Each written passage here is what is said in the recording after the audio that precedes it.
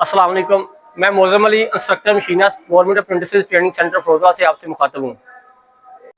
आज हमारा practical number है 27, जिसमें हम गेयर कैलकुलेशन समझेंगे। स्पर गेयर काटने के लिए सबसे पहले आपको चार चीज़ें मालूम होनी चाहिए। उसमें सबसे पहले होता है आउटसाइड डायमीटर, जो आपके पास कन्फर्म होना चाहिए। दूसरे नंबर पे है नंबर ऑफ टीथ, तीसरे नंबर पे है मॉड्यूल, चौथे नंबर पे है होल डेप्थ, जिसे हम WD शॉर्ट फॉर्म में कहते हैं। अब ये चारों चीज़ें अगर आप मौजूद होती हैं तो फिर आप cutting of calculation of spark gear कर सकते हैं। दूसरे नंबर पर चीज़ आती है इंडेक्सिंग। स्पार्क गियर काटने के लिए जो चीज़ें आपके पास मौजूद होती हैं वो इनके पार्ट्स के अलावा अलावा जो उनकी इंडेक्सिंग है वो भी आपके पास होनी चाहिए। इंडेक्सिंग में स्टार्टिंग पॉइंट भी होती है डायरेक्ट इंडेक्सिंग।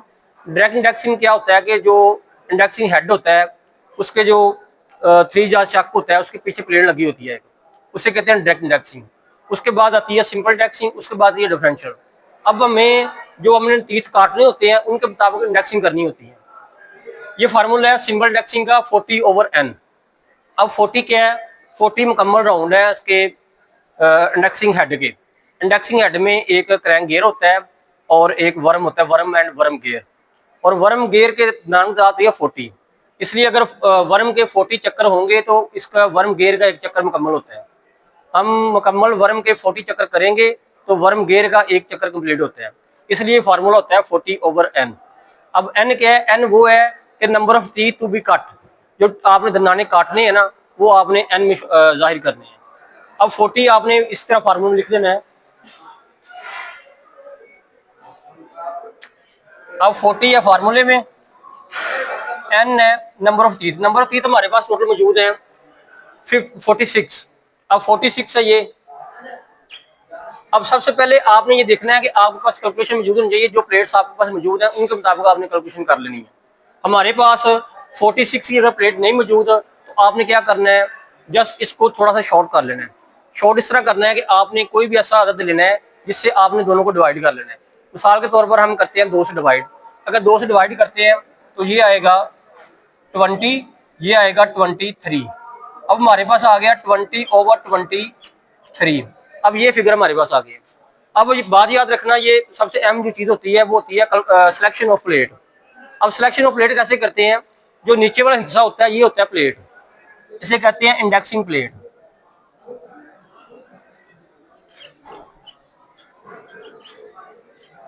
ये ऊपर वाले होते हैं होल, जो आपने आगे इसको चलाना होता है क्रैंक गियर को। ये थी हमारी आज की कैलकुलेशन ऑफ स्पार्क गियर। चले आज हम स्पार्क गियर काटना सीखेंगे। चलिए अब हम मशीन के ऊपर आ गए हैं। जो हमने पहले पढ़ा था calculation of spark gear. Spark gear काटने के लिए आपको इंडेक्सिंग हेड की जरूरत पड़ती है। ये होता है इंडेक्सिंग हेड। इंडेक्सिंग हेड में क्या होता है कि आपने जो गियर कैलकुलेशन के मुताबिक सिलेक्शन ऑफ प्लेट करनी होती है उसके मुताबिक आपने ये सर्कल सेलेक्ट करना होता है। ये होल सर्कल हमने सेलेक्ट किया था 23 का। 23 का हम सिलेक्शन ऑफ प्लेट इधर करेंगे, 23 हमारे पास मौजूद है। अब इसके ऊपर हम क्रैंक पिन लगाएंगे। ये क्रैंक पिन हम इसके ऊपर सेट कर लिया। अब इसके ऊपर बात है हमारे पास 20 होल के आपने सर्कल चलाना था। इसके ऊपर हमने क्या करना है, इसको 20 होल के ऊपर एक सेट कर लेना सर्कल, कि हमारा जो सर्कल मुकम्मल है 20 होल के ऊपर मुकम्मल हो जाए। टोटल सर्कल है 23 का, हमारा सर्कल कंप्लीट हो जाएगा 20 के ऊपर।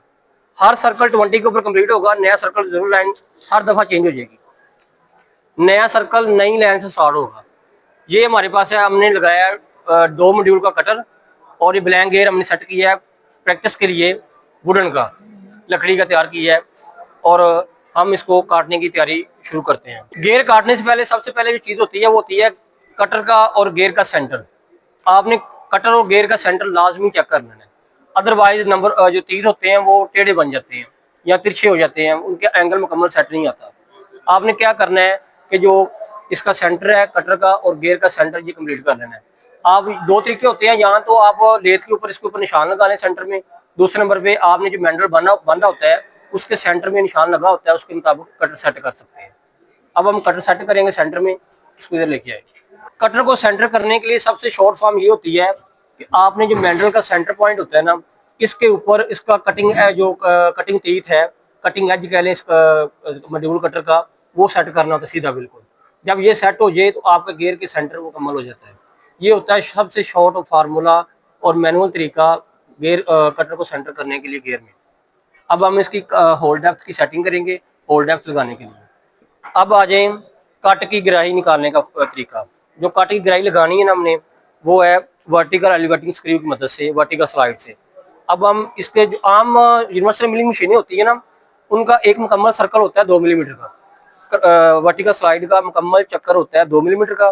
टोटल हमारी जो होल डेप्थ निकली थी वो है 4.33 mm। चले ये सारी चीज़ें कंप्लीट होने के बाद हम मशीन ऑन करते हैं। और मशीन ऑन करने से पहले ये जो चीज़ें अहम तरीन है वो आप नोट कर लें।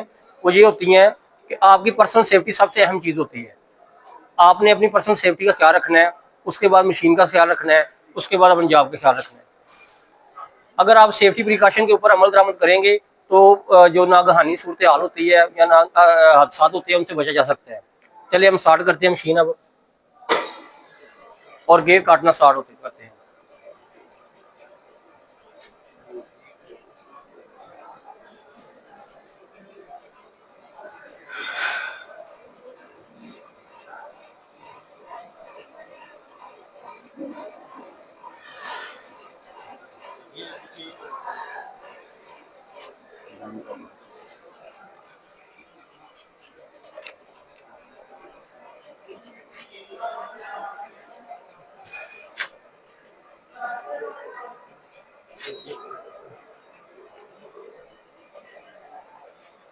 ये मुकम्मल 20 होल हमने कंप्लीट किए हैं। आगे 20 होल नहीं, आपने एक कैलकुलेशन लगा दी है। हर नए दंदाने के ऊपर जीरो लाइन हमारी चेंज हो जाएगी, क्योंकि टोटल सर्कल हमारे पास 23 होल का है और हमने 20 होल को सिलेक्शन करनी है। इसका मतलब ये है कि जब नए जीरो लाइन से स्टार्ट करेंगे, दोबारा नया लाइन जो है नई जीरो लाइन से स्टार्ट होगी।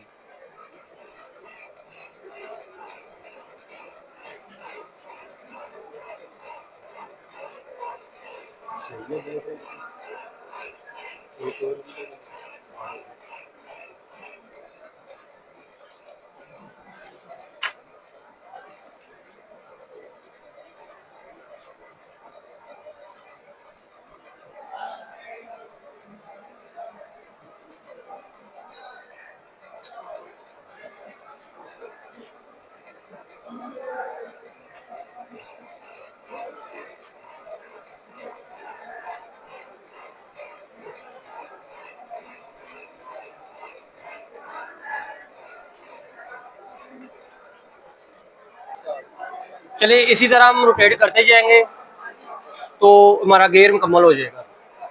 हर दंदाने के लिए ज़्यादा ज़्यादा सेटिंग करनी पड़ती है।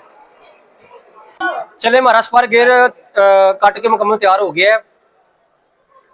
जो हमने कैलकुलेशन की थी उसके मुताबिक हमारा गेयर मुकम्मल तैयार हो गया है। देखिए